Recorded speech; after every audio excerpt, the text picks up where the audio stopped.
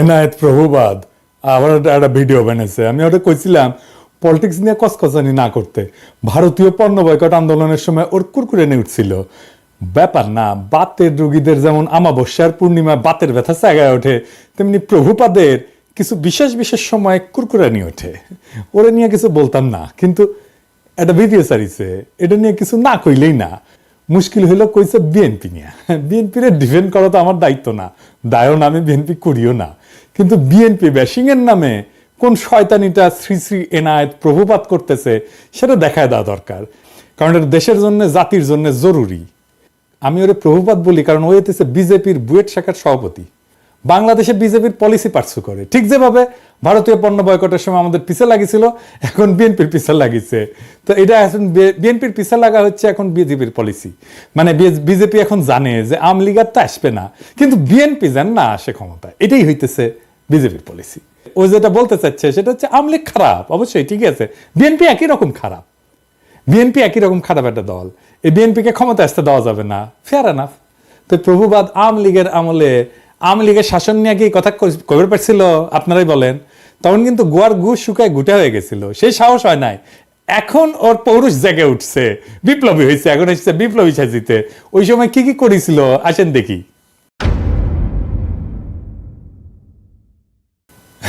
পদ্মা সেতু নিয়ে বই লিখেছিল। হ্যাঁ, পদ্মা সেতুর কত কিছু আবার ভিডিও করছিল পদ্মা সেতু নিয়ে। নির্বাচন আগে হাসিনার যেগুলো মেগা প্রজেক্ট, গুলো মেগা দুর্নীতির প্রজেক্ট, সেগুলো নিয়ে ও ভিডিও বানিয়েছিল। পদ্মা সেতু নিয়ে, মাতারবাড়ি নিয়ে, রামপাল নিয়ে, পায়রা নিয়ে, রূপপুর নিয়ে।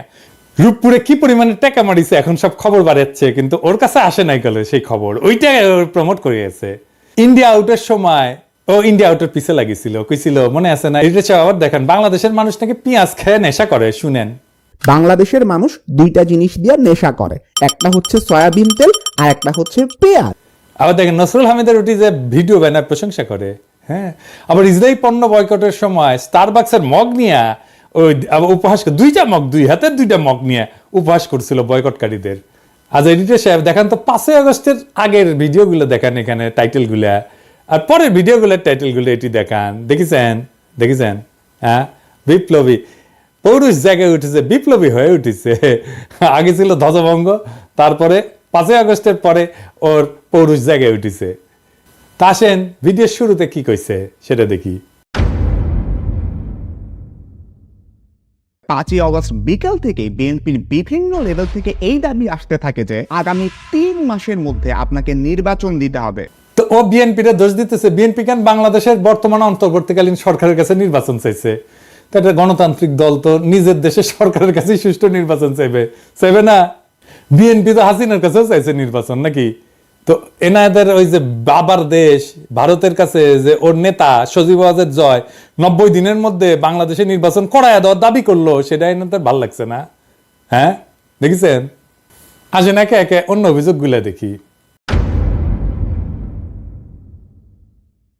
ওই করছে যে মার্কিন দূতাবাসের সূত্র নাকি দাবি করেছে যে তারেক রহমান বিভিন্ন কনস্ট্রাকশন কোম্পানি আর প্রতিষ্ঠানের কাছে চাঁদা চাইছিল। শুনেন, মার্কিন দূতাবাসেরই আরেকটা সূত্র বলতেছে তারেক রহমান কোটি কোটি ডলারের অবৈধ সম্পদ সংগ্রহ করছে। ঢাকায় আগে একজন মার্কিন রাষ্ট্রদূত ছিলেন যার নাম জেমস এফ মরিয়ার্টি। উনি বলতেছেন তারেক রহমান শুধুমাত্র যে মোনেম কনস্ট্রাকশনের মতন একটা লোকাল কোম্পানির কাছ থেকে ঘুষ খাইছেন এমন না, ওই কি মোনেম কনস্ট্রাকশন তারেক রহমানকে 4.5 লক্ষ মার্কিন ডলার ঘুষ দিছিল। আসল কাহিনী হচ্ছে মার্কিন দূতাবাস এরকম কোনো দাবি করে নাই। মার্কিন দূতাবাস তাদের কেবলে মানে যে সমস্ত কমিউনিকেশন পাঠায় আর কি, তার দেশে কোথায় কি আপডেট হচ্ছে এইগুলা লিখে পাঠায় এবং বিভিন্ন বিষয়ে ওয়াশিংটনের মতামত চায়। এরকম একটা কেবল যেটা পাঠানো হয়েছে 2008 সালের নভেম্বরে, সেখানে তারা লিখছিল যে বাংলাদেশের দুর্নীতি দমন কমিশন তারেক রহমানের বিরুদ্ধে বিভিন্ন অভিযোগ আনছে, যার মধ্যে আছে অমুক কনস্ট্রাকশন ফার্ম থেকে চাঁদা দাবি, তমুক প্রতিষ্ঠান থেকে চাঁদা দাবির অভিযোগ।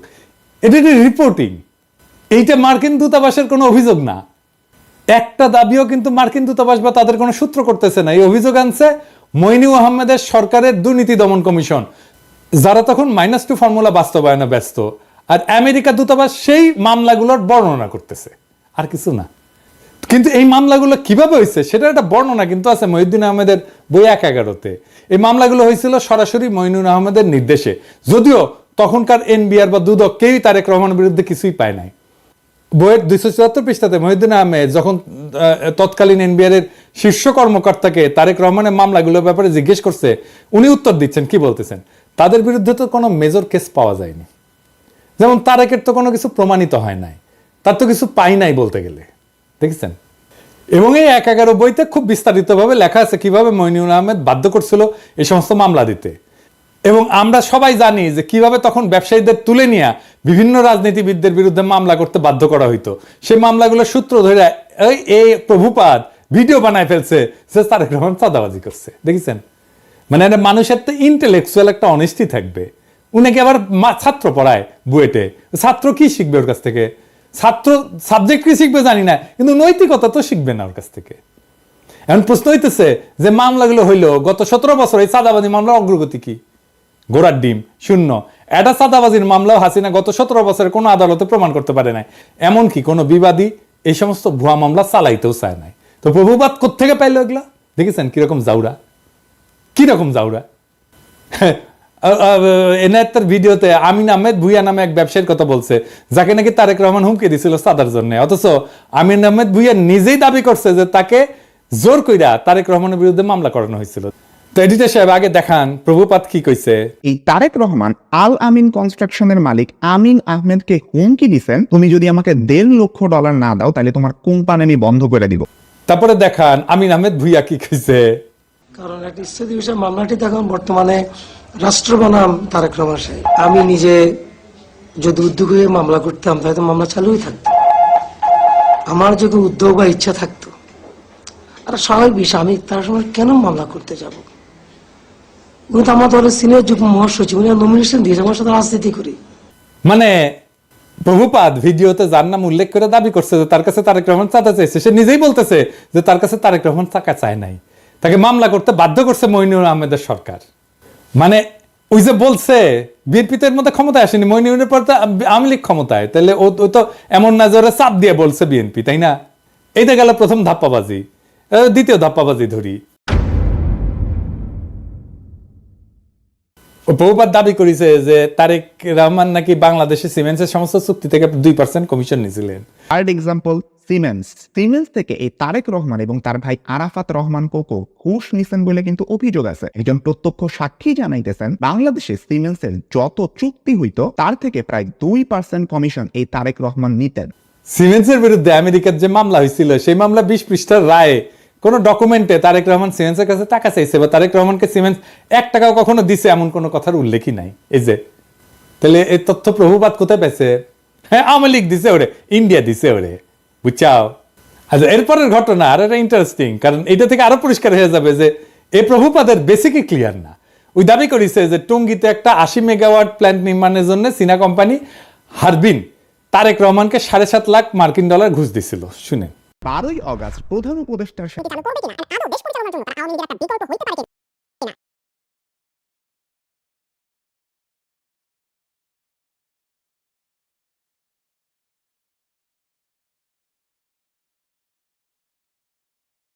আসল কথা হচ্ছে হারবিন একটা টেন্ডার প্রক্রিয়াতে সর্বনিম্ন বিডার হিসেবে 2002 সালে মনোনীত হয়েছিল। এই দরপত্র নিয়ে কোনো মামলা হয়নি কখনোই। তাই হারবিনকে কাজ দিতে তারেক রহমান ঘুষ নিয়েছিল দাবি ভুয়া, কারণ যার টেন্ডার সর্বনিম্ন হয় সে তো এমনি কাজ পাবে। মামলাটা আসলে কি ছিল? মামলাটা ছিল হারবিন এবং তাদের বাংলাদেশের পার্টনার নির্মাণ কনস্ট্রাকশনের টঙ্গীর বেসিক শিল্পনগরীতে যে পাওয়ার প্ল্যান্ট বানানোর কাজ পায় সেটার ওয়ার্ক অর্ডার নিয়ে। খাদিজা বেগম গিয়াসউদ্দিন আল মামুনকে দিয়ে পাওয়ার প্ল্যান্টের ওয়ার্ক অর্ডারটা তাড়াতাড়ি বের করে আনে। তো এটা কনসালটেন্সি ফি হিসাবে কিছু টাকা দিছিল বলে খাদিজা বেগম নিজে দাবি করছে আদালতে। খাদিজা বেগম পুরা মামলা কোথাও বলেন নাই যে এই টাকা তারেক রহমান খাদিজা বেগমের কাছে চাইছে বা দিতে বাধ্য করছে। তাই 2013 সালে এই মামলায় তারেক রহমানের নাম ছিল, কিন্তু তারেক রহমানকে খালাস দেয় আদালত। মানে হাসিনার আমলে তারেক রহমান আদালত থেকে খালাস পায়, হাসিনার আমলে।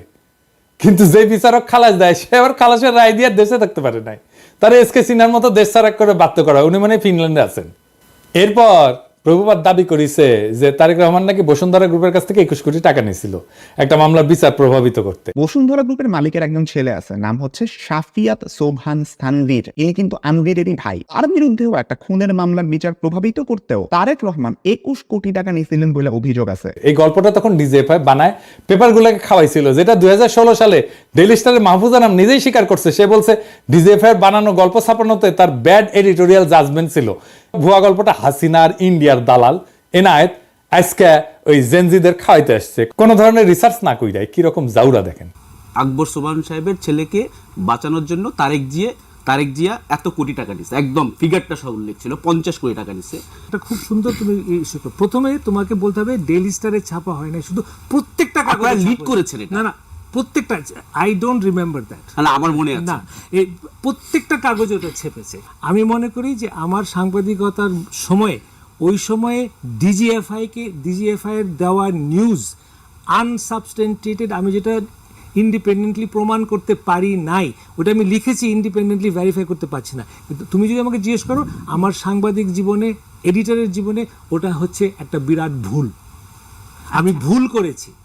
ওই সময় ডিজিএফআই এর দেওয়া নিউজ আমার ছাপানো উচিত হয়নি। ইট ওয়াজ এ ব্যাড এডিটোরিয়াল জাজমেন্ট। আমি অপকটে স্বীকার করি। কিন্তু ঘটনা হচ্ছে যে যতগুলো দুর্নীতির অভিযোগ আনছে তারেক রহমানের বিরুদ্ধে, সবগুলো 111 সরকার, এবং 111 তো আপনারা জানেন এটা ইন্ডিয়ার সরকার ছিল, তাই না? এই 111 সরকার ইন্ডিয়া হাতে বাংলাদেশকে তুলে দেয়। এই যে ওই সময় 111 ডিজিএফআই, মানে যারা আসলে ইন্ডিয়ার বানানো জিনিস, বানানো তরকারি খাওয়াইছিল, সেই জিনিসটা খাওয়াইতেছে প্রভুপাদ আইসকা জেনজিদের। এবার আসেন খাম্বানিয়া মিথ্যাচারের আলাপটা করি।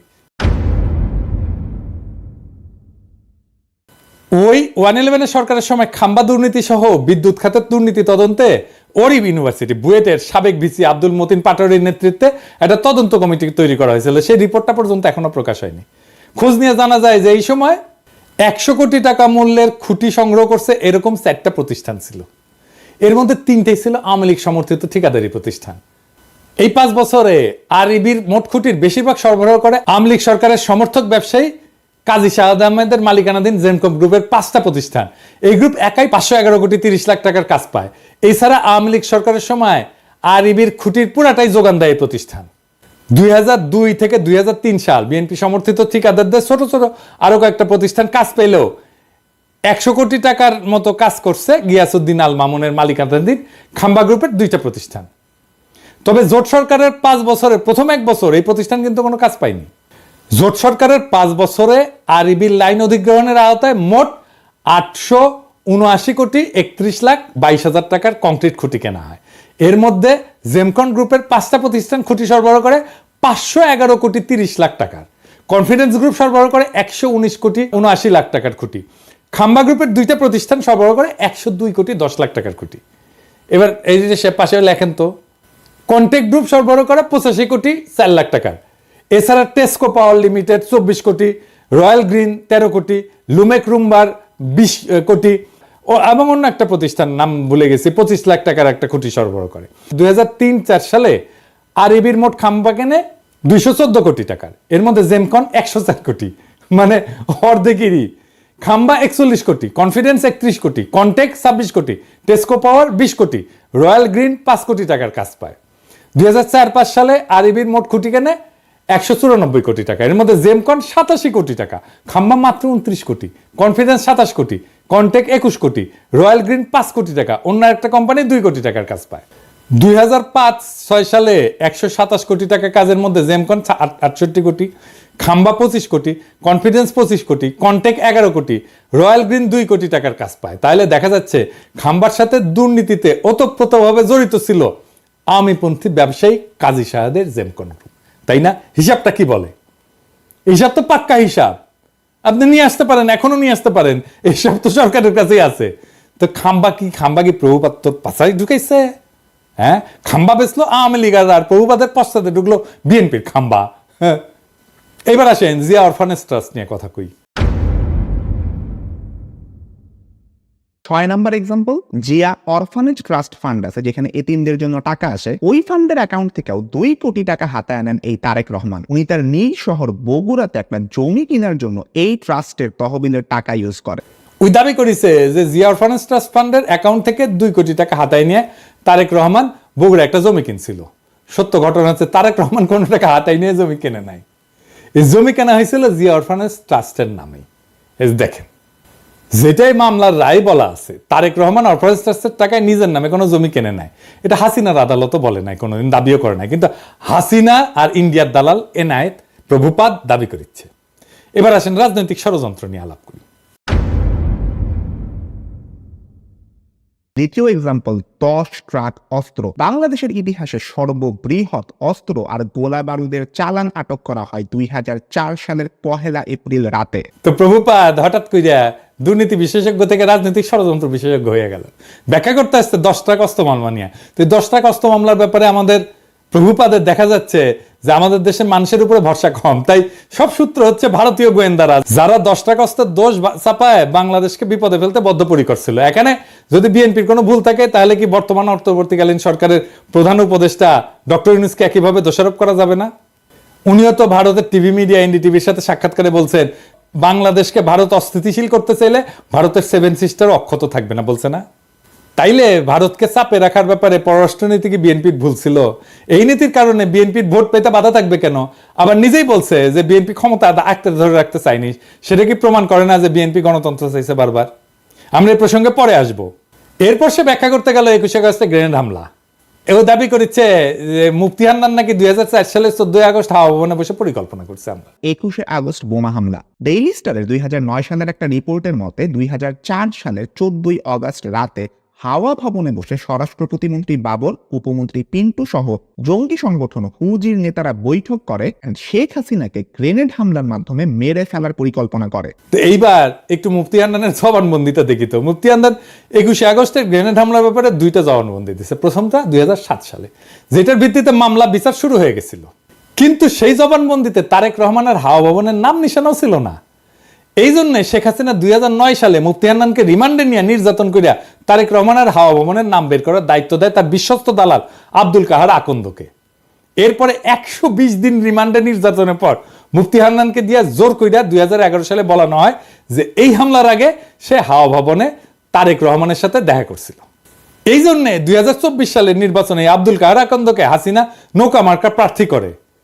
এই দেখেন, এই নির্বাচনে আওয়ামী লীগ থেকে আমাকে নৌকা মার্কা প্রদান করা হয়েছে। আমাদের জাতির জনক বঙ্গবন্ধু শেখ মুজিবুর রহমান ও তার পরিবারের সকল সদস্য, একমাত্র মাননীয় প্রধানমন্ত্রী শেখ হাসিনা এবং তার বোন শেখ রেহানা বাদে সবাইকে হত্যা করা হয়েছে। এমনকি 10 বছরের শিশু রাসেলকেও হত্যা করা হয়েছে। আপনারা জানেন 21 বছর সংগ্রাম করে এই মাননীয় প্রধানমন্ত্রী 1996 সালে আবার ক্ষমতায় আসেন। ক্ষমতায় আসার পর বঙ্গবন্ধু হত্যা মামলা রুজু হয়। এতদিন এই হত্যা মামলা রুজু করতে দেওয়া হয়নি এবং সেই মামলার তদন্তভার আমাকে দেওয়া হয়। সেই মামলাটিও আমি পরবর্তী তদন্ত করি এবং সঠিক পথে নিয়ে আসি। এই সমস্ত মামলা করার কারণে আমাদের আওয়ামী লীগ, যেটা একটি পুরাতন দল, সেই আওয়ামী লীগকে ধ্বংসের মুখ থেকে রক্ষা করা সম্ভব হয়েছে এবং আওয়ামী লীগের রাজনীতিকে টিকিয়ে রাখার ব্যবস্থা করা হয়েছে। আমাদের মাননীয় প্রধানমন্ত্রী আমাকে নৌকা মার্কা দিয়েছেন। এইদিকে মুফতি হান্নান এই জবানবন্দি দেওয়ার সাথে সাথে প্রত্যাহারেরও কিন্তু আবেদন করে। এই জবানবন্দি ছিল পুরাই বানোয়াট। আমি বলবেন যে আপনি বললেই বানোয়াট হয়ে যাবে। আছে না, একটা জিনিস দেখি, মজার জিনিস, এটা বানোয়াট কেন? মুফতি হান্নান কবে কত তারিখে হাওয়া ভবনে তারেক রহমানের সাথে দেখা করতে গেছিল সেটা মনে করতে পারে নাই, তাই তার সাক্ষ্যে লেখা ছিল তারিখ এবং সময় মনে পড়ছে না। অথচ হাওয়া ভবনে তার বৈঠক ছাড়া বাকি সমস্ত ঘটনার তারিখ সহ বিস্তারিত বর্ণনা করছে মুফতি হান্নান। শুধু হাওয়া ভবনের মিটিংটার তারিখ তার মনে নাই। এখন আসেন একটা আদালত কিভাবে কাজ করে বোঝায়।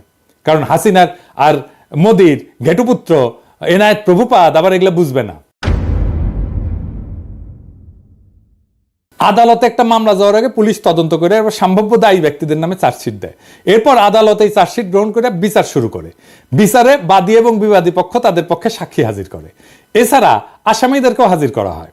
সবাইকে 2 পক্ষের আইনজীবীরা জেরা করে, মানে বিভিন্ন প্রশ্ন জিজ্ঞেস করে ঘটনার সত্যতা নির্ধারণের চেষ্টা করে। এই জেরার পর সবার যুক্তি তর্ক শুনে আদালত রায় দেয়। এখন খালি মুফতি হান্নান কেন, তার বাপও যদি জবানবন্দি দেয় যে তার 21 আগস্টে বোম মারছে তারেক রহমানের কথায়, কিন্তু আদালতের জেরায় যদি প্রমাণ হয় তাদের দাবি মিথ্যা, তারা খালাস পেয়ে যাবে। আর যদি তাদের জেরা করার কোনো সুযোগই দেওয়া না হয়, সেটা হচ্ছে একটা ক্যাঙ্গারু কোর্ট, যেখানে কোনো সুষ্ঠু বিচার হয় না। তাহলে যেখানে 21শে আগস্টের এই পুরা মামলায় মুফতি হান্নানের জবানবন্দির উপর তৈরি, সেই মুফতি হান্নানকে এই মামলায় জেরারই সুযোগ দেওয়া হয় নাই, বুঝছেন? জেরা করার ঠিক আগে মুফতি হান্নানকে ফাঁসিতে ঝুলায় খুন করে শেখ হাসিনা, যেন এই ঘটনার পিছনের সত্য সামনে না আসে। বুঝছেন তো কি রকম ক্যাঙ্গারু কোর্ট, কি আদালত, কি রায়, কি বিচার হয়েছে?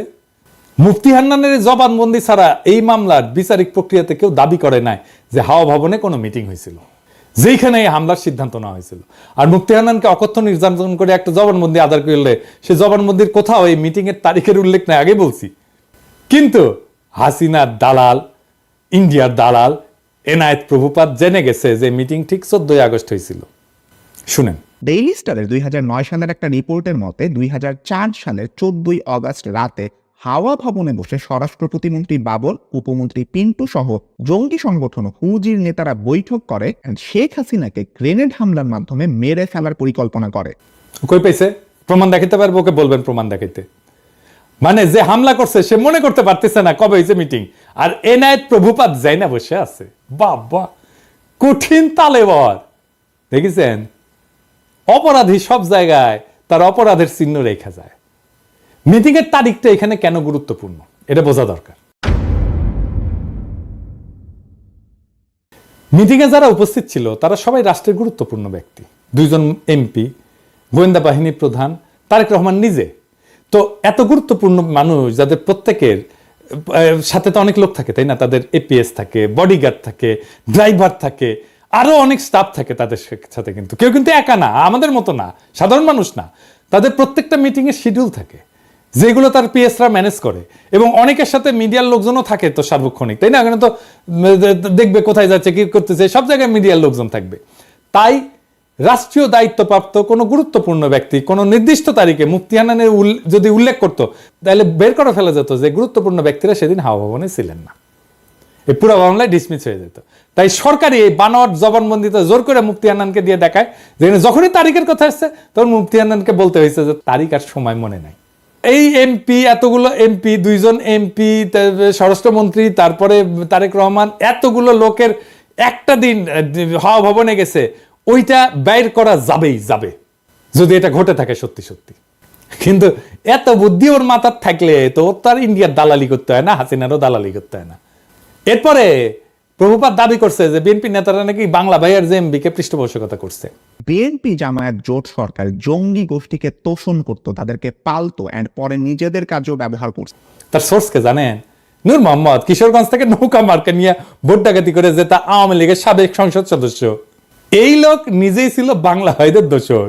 আলী রিয়াজের যে ইসলামিস্ট মিলিটেন্সি বাংলাদেশ এই কমপ্লেক্স ওয়েব, এই বইয়ের 52 পৃষ্ঠায় উল্লেখ আছে নূর মোহাম্মদ 2004 সালে রাজশাহী রেঞ্জের ডিআইজি হিসেবে গণমাধ্যমকে বলছিল যে বাংলা ভাই এবং তার বাহিনী বামপন্থী সরবরাহদের ধরতে সাহায্য করছে, এবং তিনি নিজেই স্থানীয় পুলিশ বাহিনীকে নির্দেশ দিয়েছেন তাদের সহায়তা করতে। তাহলে দেখেন বাংলা ভাই আসলে কারা সাহায্য করছে। তো এইসব কইরা বিএনপিকে বিপদে ফেলে আওয়ামী লীগের নমিনেশন যেটা ভোট ডাকাতকে সূত্র ধরে এনায়েত প্রভুপাত বলতেছে যে বিএনপির নেতারা নাকি জঙ্গিদের পৃষ্ঠপোষকতা দিচ্ছে। তবে এটা সত্য যে জেএমবির এই ঘটনা বিএনপির ক্ষমতা হারানোর কারণ। কিভাবে এটা একটু দেখি। একটা রাষ্ট্রে বল প্রয়োগের একচেটিয়া কর্তৃত্ব থাকে আর কারণ না, রাষ্ট্রের কাছে। এই কর্তৃত্ব আর কারো কাছে চলে গেলে বল প্রয়োগের দ্বিতীয়, তৃতীয়, চতুর্থ যদি জিনিস তৈরি হয়ে যায় তাহলে রাষ্ট্র ক্ষমতাহীন হয়ে যায়। হাসিনার পুলিশ আমাদের মারবে, এটাই নিয়ম। যতদিন আমাদের একসেটে এভাবে মারতে পারবে ততদিনই হাসিনার ক্ষমতা। আমরা যখন ঠোলা মেয়েটা ঝুলে রাখতে পারলাম না তখনই হাসিনা পলাইলো, বুঝছেন? তা খালেদা জিয়া সরকার ক্ষমতায় যেখানে বাংলা ভাই প্যারালাল একটা বল প্রয়োগ করে, তাহলে খালেদা জিয়ার ক্ষমতা কোথায় থাকে? থাকে না তো। রাষ্ট্রের 2টা ক্ষমতা থাকে না, এক বনে 2 বাঘ থাকে না, এক বনে একটাই বাঘ থাকে। আমরা বাঘ হয়ে উঠতে পারছিলাম জন্যই হাসিনা পলাইছে, বুঝছাও? বাংলা ভাই ওইখানে তাণ্ডব করতেছে, আর বিএনপির মন্ত্রীরা বলতেছে বাংলা ভাই মিডিয়ার সৃষ্টি। এটা তো বিএনপির দোষ। যদিও 2005 সালে 17 আগস্ট জেএমবি আত্মপ্রকাশ করে, তারপরে 1 বছরের মাথায় জঙ্গি সংগঠনের সমস্ত নেতাকে গ্রেপ্তার করে পুরো সংগঠনটা ভেঙে দেওয়া হয়। এটা নিয়ে টাইম ম্যাগাজিন একটা প্রচ্ছদ প্রতিবেদনও করে, কিন্তু ড্যামেজ যা হওয়ার তা হয়ে গেছে ততদিনে। গ্রেনেড হামলা নিয়ে কথাটা বলি যে গ্রেনেড হামলা নিয়ে বিএনপির লোকেরা নানা কথা বলে হাসিনায় তদন্ত করতে দেয় না, কিন্তু এটাও সত্য। জজমিয়া নাটক কিন্তু বিএনপির আমলে হয়েছিল। গ্রেনেড হামলা একটা বিশ্বাসযোগ্য তদন্ত করতে না পারার দায় বিএনপির। এটা আমি আগেও বলছি, এখনো বলতেছি। আরো বিএনপির আরো সমস্যা আছে। র্যাব বানানো হয়েছে, এটা বিএনপির একটা মারাত্মক ভুল। বিএনপি আমলে র্যাব বিচার বহির্ভূত হত্যাকাণ্ড শুরু করে, এইটা মানবাধিকার লঙ্ঘন, এর দায় বিএনপি। এবং এখনো পর্যন্ত বিএনপি যে এটা ভুল কাজ ছিল সেটা স্বীকার করে না। দেশের আভ্যন্তরীণ আইন শৃঙ্খলাটা মিলিটারি ইস্যু না রে বাবা, এইটা মিলিটারি দিয়ে এই কাজ করতে পারবেন না। এখন মাঠে মিলিটারি আছে, পুলিশের কাজ করতেছে, এটাও মিলিটারির কাজ না। ওদের যত দ্রুত সম্ভব ক্যান্টনমেন্টে ফিরে যাওয়া উচিত। এবার আসেন 15 ফেব্রুয়ারি নির্বাচন নিয়ে। 1996 সালে 15 ফেব্রুয়ারি নির্বাচনের ভুল প্রেক্ষাপট বর্ণনা করছে। বাস্তবতা হচ্ছে যে বিএনপি জনগণের দাবি মেনে নিয়ে তত্ত্বাবধায়ক সরকারের অধীনে নির্বাচন দিতে চাইছিল, কিন্তু সংবিধান সংশোধনের জন্য যথেষ্ট সংখ্যক সংসদ সদস্য ছিল না, কারণ আওয়ামী লীগ, জামাত সহ সকল দলের সংসদ সদস্য সংসদ থেকে পদত্যাগ করছিল। সেই জন্য 15 ফেব্রুয়ারি নির্বাচনটা দিতে হয়েছিল। 15 ফেব্রুয়ারি নির্বাচনের মাধ্যমে নতুন সংসদ তত্ত্বাবধায়ক সরকারের বিল পাস করে বিএনপি পদত্যাগ করছিল। এটা তো একটা নিয়মের কারণে, নিয়ম রক্ষার জন্য করছিল। বিএনপির সেন্সেবল আচরণের কারণেই 1996 সালে 116 জন আসন নিয়ে বিরোধী দলের আসনে বসতে পারছিল। সরকার যদি এতই খারাপ চালে তো এত আসন পাইতো না, তো যেটা আওয়ামী লীগের সাথে 2001 সালে ঘটছিল। কিন্তু এখন প্রভুপাতকে বলতে হবে, বিএনপি আমলকে আয়না ঘটছিল? কোন আন্দোলনে 2 সপ্তাহে 1000 মানুষ মারা গেছে, হেলিকপ্টার থেকে গুলি করা হয়েছে, স্নাইপার দিয়ে গুলি করা হয়েছে, সরাসরি বুকে গুলি করা হয়েছে, মাথায় গুলি করা হয়েছে স্নাইপার দিয়ে। বাংলাদেশকে ভারতের উপনিবেশ বানানো হয়েছে বিএনপির আমলে। বাংলাদেশের রাজনীতিতে ভারত হস্তক্ষেপ করছে, পর 3 টার্মে ভোট দেওয়া বন্ধ করে দিছে, লক্ষ কোটি টাকা পাচার হয়েছে, একটা গুমের ঘটনা ঘটছে, লাখ লাখ লোককে দেশান্তরী হইতে হয়েছে আমার মতো, নাকি বিপ্লব হয়েছে এরকম বিএনপি সরকারকে উৎখাতের জন্য? বিএনপি সরকারের বিরুদ্ধে কথা বলার জন্য পিটায় মারা হয়েছে কখনো? আওয়ামী লীগ ফ্যাসিবাদ কায়েম করছে, বিএনপি কখনো ফ্যাসিবাদ কায়েম করছে? বিএনপি 57 জন সেনা অফিসারকে মারছে বিদ্রোহের নামে? বিএনপি রাতের আধারে আলেমদের মাইরা লাশ গুম করছে? বিএনপি আমলে দুর্ভিক্ষ হয়েছে? এরপরে বলে বিএনপি আওয়ামী লীগ এক। স্বাধীনতার পর আওয়ামী লীগ 25 বছর শাসন করছে, বিএনপি করছে 15 বছরের মতো। আওয়ামী লীগ মাত্র একবার শান্তিপূর্ণভাবে ক্ষমতা হস্তান্তর করছে, 2 বার তাকে নির্বাচন দিয়ে হটানো যায় না, রক্তাক্ত বিপ্লব করে হটাইতে হয়েছে। হ্যাঁ, শালার আমি জাউরার সিল দেই নাই না? হ্যাঁ, দেন এডিটর সাহেব, দেন জাউরার সিল দিয়ে দেন, 2 বার দেন, 3 বার দেন। 111 একটা পলিসি ছিল -2, মানে হাসিনা খালেদা দুইটাই বাদ, কিন্তু আসলে ওইটা -1, মানে Hasina in Khaleda out. BNP জামাতকে ক্ষমতায় আসতে দেওয়া যাবে না, এটা ইন্ডিয়ান লাইন, এটা বিজেপি কংগ্রেস সবার লাইন। কারণ বিএনপি জামাত ক্ষমতায় থাকলে ইন্ডিয়ার বাংলাদেশে ভাত নাই। ভারতীয় পণ্য বয়কটে ভারতকে বাঁচাইতে আসছিল প্রভুপাত, এখন আওয়ামী লীগের পতনে ইন্ডিয়াকে বাঁচাইতে আসছে প্রভুপাত। কারণ ইন্ডিয়া জানে যে আওয়ামী লীগের জিন্দগিতে ক্ষমতায় আসতে পারবে না। বাংলাদেশে ইন্ডিয়ার অনেক সফট অ্যাসেট আছে, এই প্রভুপাত তার মধ্যে একটা, ইন্ডিয়ার সফট অ্যাসেট। এরকম আরো অ্যাসেটকে মাঠে নামাবে ইন্ডিয়া, এই যে রোকে অ্যাপ্রাজি আর একটা সফট অ্যাসেট। তবে প্রভুপাত, তোমার ইন্ডিয়ান সফট অ্যাসেট মার্ক করে রাখলাম, যেদিন ভারতীয় পণ্য বয়কটের পিছিয়ে লাগছো সেদিনই মার্ক করে রাখছি। আমার মার্ক করা ভুল হয় না, বুঝছাও? তো একটা জিনিস জানো, কয়া রাখি, বাঘে শুইলে 18 গা, ঠোলাই শুইলে 36 গা, আর পিনাকি শুইলে জয় বাংলা।